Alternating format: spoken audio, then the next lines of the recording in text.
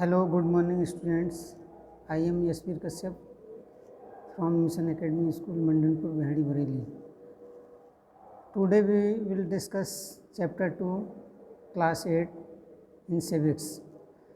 Chapter 2 name is Understanding Secularism. देखिए last video में हमने डिस्कस किया था चैप्टर 1 द इंडियन कॉन्स्टिट्यूशन। तो इंडियन कॉन्स्टिट्यूशन के बारे में हमने बहुत कुछ डिस्कस किया था, काफ़ी कुछ हमने उसमें पढ़ा था और इस चैप्टर में हम पढ़ने जा रहे हैं अंडरस्टैंडिंग सेकुलरिज्म। देखिए व्हाट इज़ सेकुलरिज्म? सेकुलरिज्म क्या होता है?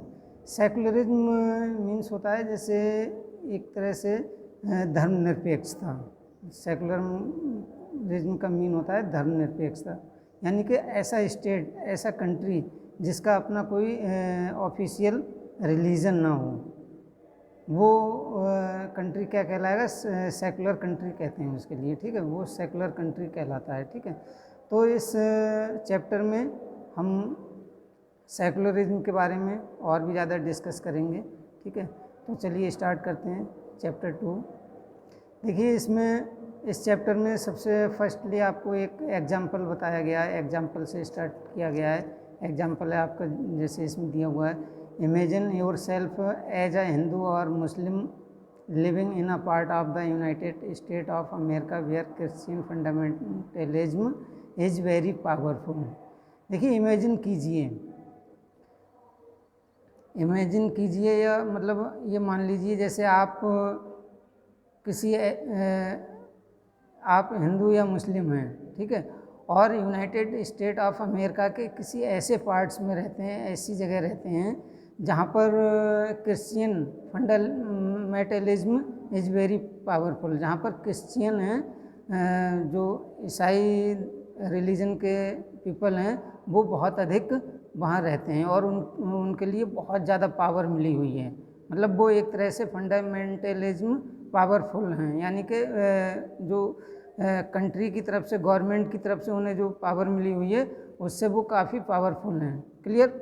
तो ऐसी कंडीशन में आप वहाँ रहते हैं, ठीक है। तो आप suppose that despite being a US citizen, और आप ये सपोज कीजिए कि आप वहाँ के एक सिटीजन भी हैं, यानी कि वहाँ की जो सिटीजनशिप है वो आपको मिली हुई है।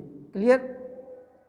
नो वन इज विलिंग, और आप सिटीजन होते हुए भी no one is willing to rent their house to you, और आप वहाँ पर एक रेंट पर हाउस लेना चाहते हैं और आप वहाँ के सिटीजन भी हैं, फिर भी आपको वहाँ कोई एक आपके लिए रेंट पर हाउस देना नहीं चाहता है, ठीक है, और आपसे कहता है कि आप मतलब आपके लिए यहाँ पर रेंट पर हाउस नहीं मिल सकता है। क्लियर?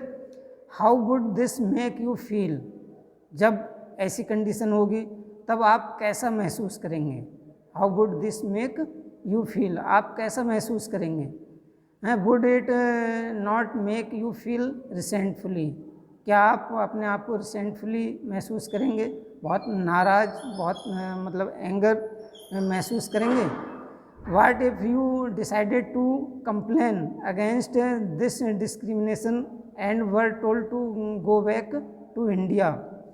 और जैसे आप वहाँ पर, जब आपको वहाँ कोई इस तरह का रूम रेंट पर नहीं देगा तो आप अपने आप को बहुत रिसेंटफुल महसूस करेंगे, फील करेंगे, ठीक है।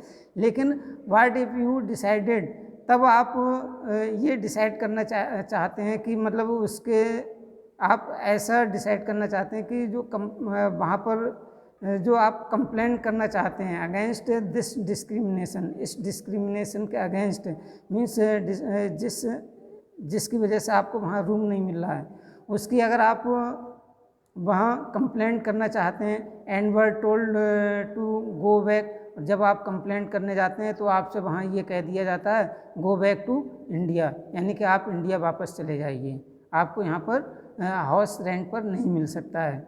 Would this not you feel angry? तब आप क्या करेंगे कि आपको बहुत ज़्यादा गुस्सा आएगा, आप बहुत एंगर होंगे, बहुत नाराज़ होंगे, ठीक है।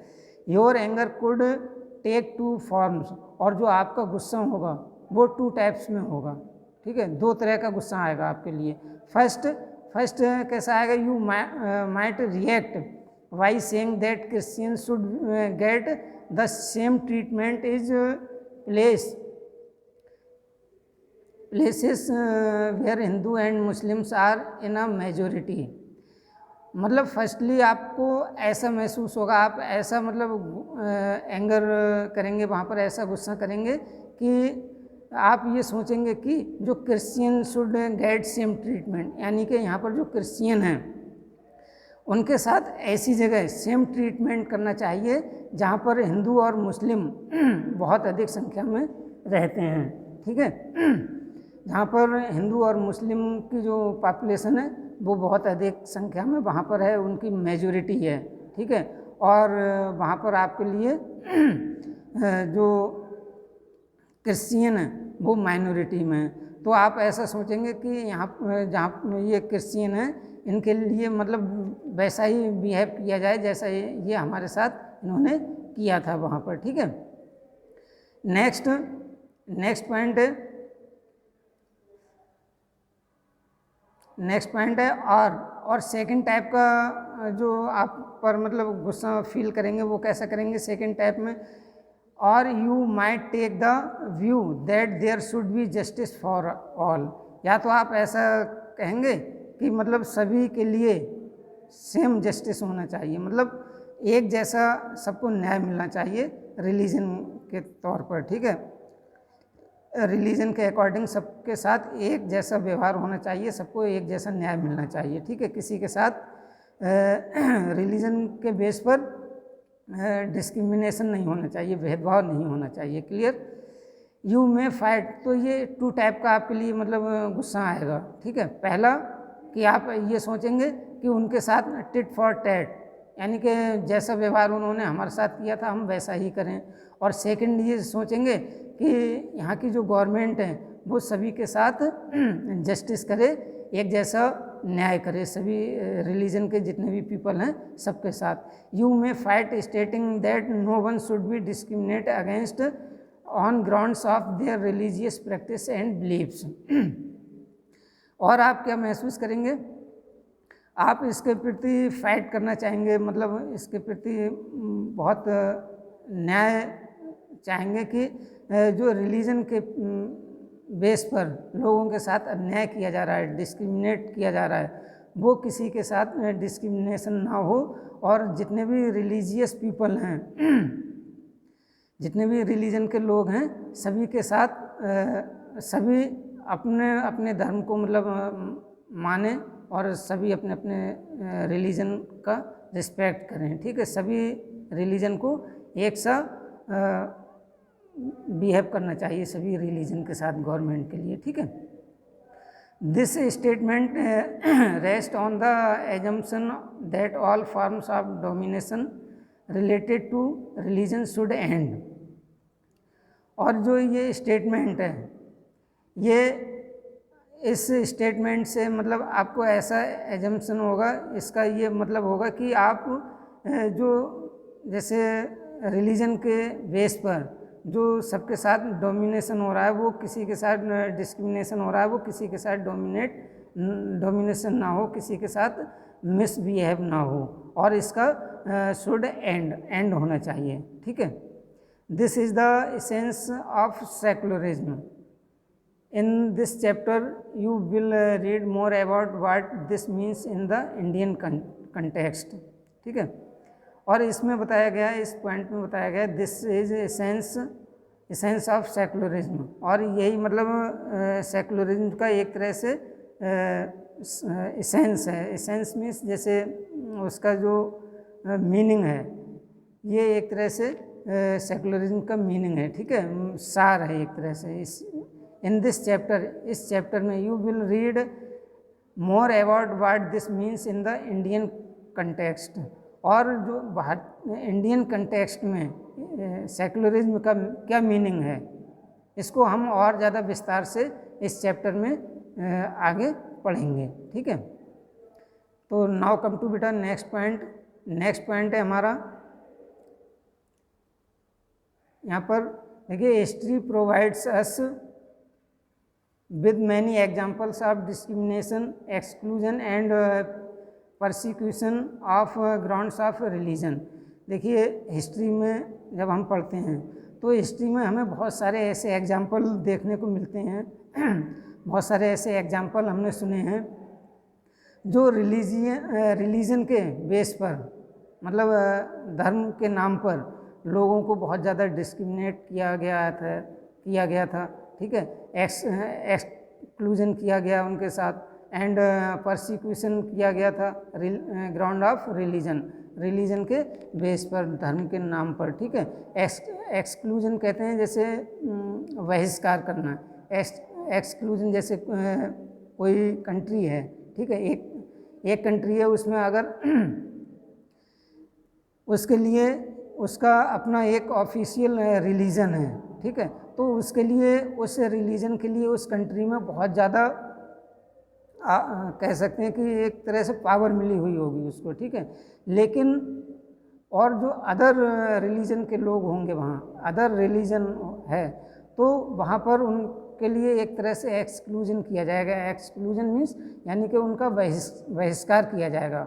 बहिष्कार कहते हैं जैसे उनसे कहा जाएगा कि आप यहाँ से चले जाइए, ये आपका कंट्री नहीं है, ठीक है, यहाँ पर इस रिलीजन के लोगों को रहना चाहिए, ठीक है, तो ये एक्सक्लूजन होता है। परसिक्यूशन कहते हैं किसी के साथ बहुत ज़्यादा अत्याचार करना, मिसबिहेव करना, ठीक है, बुरा व्यवहार करना, तो ये परसिक्यूशन कहलाता है, ठीक है।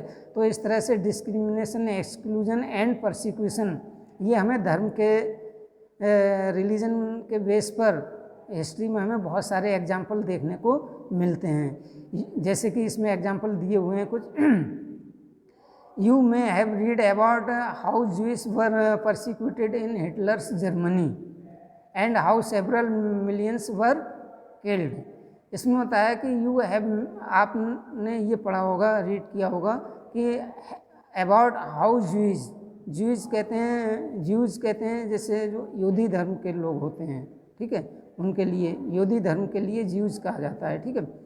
तो जो ज्यूज थे वो हिटलर की जर्मनी में हिटलर के द्वारा बहुत ज़्यादा परसिक्यूटेड किए गए थे, मतलब बहुत ज़्यादा उनके साथ मिसबिहेव किया गया था, बहुत अत्याचार किया गया था, यहाँ तक कि several millions were killed in Germany by the Hitler's, यानी कि बहुत मिलियंस लोगों को हिटलर्स के द्वारा वहाँ मार दिया गया था, ठीक है।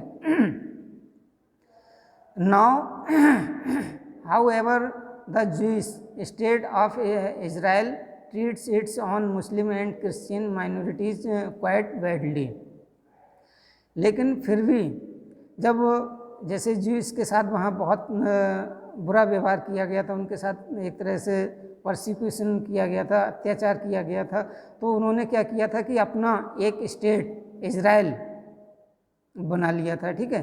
इजराइल जो उनका एक अपना स्टेट था, उसमें जो मुस्लिम एंड क्रिश्चियन जो माइनॉरिटी में थे, मतलब जो मुस्लिम थे और क्रिश्चियन थे जो बहुत कम संख्या में वहाँ रहते थे, और वहाँ ज्यूज थे वो बहुत अधिक संख्या में थे, और उनके लिए ऑफिशियल पावर्स मिली हुई थी वहाँ पर ज्यूज के लिए, ठीक है, इजराइल में।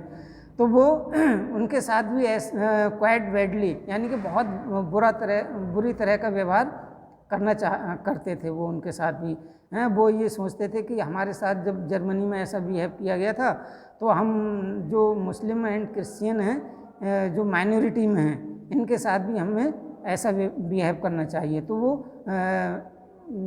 Muslim and Christian minorities quite badly, उनको बहुत बुरी तरह से मतलब बिहेव करते थे उनके साथ, ठीक है। इसी तरह से इन सऊदी अरबिया में क्या था, सऊदी अरब में क्या है कि non Muslim are not allowed to build a temple, यानी कि सऊदी अरबिया में क्या है, सऊदी अरब में क्या है, जो नन मुस्लिम हैं, मीन्स नन मुस्लिम जैसे हिंदू हैं, क्रिश्चियन हैं, सिख हैं, और भी कोई हैं, तो इस तरह से जो नन मुस्लिम हैं उनके लिए टेम्पल बनाने का भी कोई राइट्स नहीं है, उन्हें टेम्पल बनाने के लिए भी या चर्च बनाने के लिए भी अलाउ नहीं किया गया है वहाँ अरबिया में, ठीक है, सऊदी अरब में।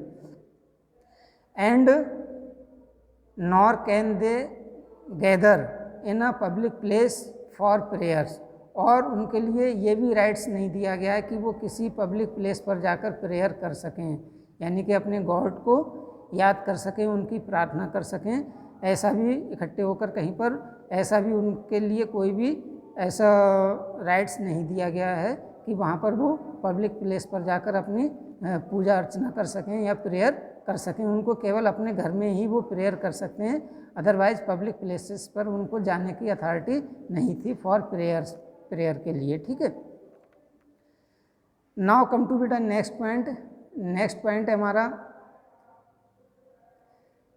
इन all of the above example, जो अभी हमने ऊपर एग्जाम्पल पढ़े हैं, इनमें क्या था कि members of one religious community, जो एक रिलीजियस कम्युनिटी के जो मेंबर थे, आइदर परसिक्यूटेड और discriminate against members of other religious community, जो एक रिलीजियस कम्युनिटी के पीपल थे वो अदर रिलीजियस कम्युनिटी के लिए परसिक्यूट करते थे, डिस्क्रिमिनेट करते थे। ठीक है, ग्राउंड ऑफ बेस मतलब ग्राउंड ऑफ रिलीजन के बेस पर। ठीक है, रिलीजन के आधार पर उनके साथ बहुत ज़्यादा डिस्क्रिमिनेट किया जाता था। ठीक है, डिस्क्रिमिनेशन किया जाता था। These acts of discrimination take place more easily when one religion is given official recognition by the state at the expense of other religions। इसका देखिए क्या रीज़न था। इसका यही रीज़न था कि these acts of discrimination, जो ये डिस्क्रिमिनेशन था, जो ये डिस्क्रिमिनेशन के एक्ट थे हैं, वो टेक प्लेस मोर ईजली, उनके लिए बहुत ज़्यादा इजी हो जाते थे। मतलब दूसरे अदर रिलीजन के पीपल के साथ मिसबिहेव करना ये उनके लिए बहुत ज़्यादा ईजली हो जाता था, क्योंकि when one religion is given official recognition by the state of at expense of other religion, यानी कि जो एक रिलीजन के लोग होते थे उनके लिए ऑफिशियल कुछ राइट्स दिए हुए थे, क्योंकि उनका जो रिलीजन था उसके लिए ऑफिशियल पावर मिली हुई थी। ठीक है, क्योंकि वहाँ पर जो लोग थे, जिस धर्म के लोग रहते थे, उसी धर्म को उनके लिए अपना एक ऑफिशियल पावर मिली हुई थी, यानी कि वो किसी एक रिलीजन से रिलेटेड थे। ठीक है, इसीलिए जो माइनॉरिटी में वहाँ होते थे उनके साथ बहुत ज़्यादा मिसबिहेव किया जाता था। Clearly no one would wish to be discriminate against because of their religion non dominated by another religion. ठीक है, और इससे ये क्लियर होता है कि जो डिस्क्रिमिनेशन था अगेंस्ट उनके प्रति, उनके अगेंस्ट जो डिस्क्रिमिनेशन किया जाता था बिकॉज देयर रिलीजन, क्योंकि उनका जो रिलीजन था नॉट डोमिनेट अनदर रिलीजन, वो अनदर रिलीजन के लिए डोमिनेट नहीं करता था। ठीक है, नेक्स्ट पॉइंट है, in India can the state discriminate against citizens on the grounds of the religion. देखिए इसमें आपसे एक क्वेश्चन पुटअप किया गया है कि इन इंडिया, क्या इंडिया में can state discriminate against citizen on the grounds of their religion, यानी कि इंडिया में भी क्या ऐसा किया गया है कि किसी भी धर्म के लोगों के जो सिटीजन्स हैं किसी भी धर्म के, उनके प्रति किसी तरह का मिसबिहेव किया जाता हो? तो इसका आंसर होगा नो, नहीं, यानी कि इंडिया में ऐसा नहीं किया जाता है, क्योंकि इंडिया में क्या है कि सेकुलरिज्म है। India is a secular country. ठीक है, इंडिया एक सेकुलर कंट्री है, इसीलिए इंडिया में ऐसा नहीं होता है। ठीक है, इंडिया में सभी धर्मों के लोगों को एक समान समझा जाता है, सभी, क्योंकि यहाँ पर ये सेकुलर कंट्री है, ये धर्मनिरपेक्ष राज्य है, इसका अपना कोई ऑफिशियल रिलीजन नहीं है। Clear students? Now come to next point बेटा। नेक्स्ट पॉइंट है हमारा what is secularism. What is secularism? देखिए सेकुलरिज्म के बारे में हमने प्रीवियस चैप्टर में भी मतलब बहुत शॉर्ट में पढ़ा था, बहुत संक्षिप्त में पढ़ा था। यहाँ पर इसको हम सेकुलरिज्म के मीनिंग को कुछ डिटेल में पढ़ने वाले हैं। ठीक है, इसमें बताया है in the previous chapter you read about how the Indian constitution contain fundamental rights that protect us against state power as well as against the tyranny of the majority।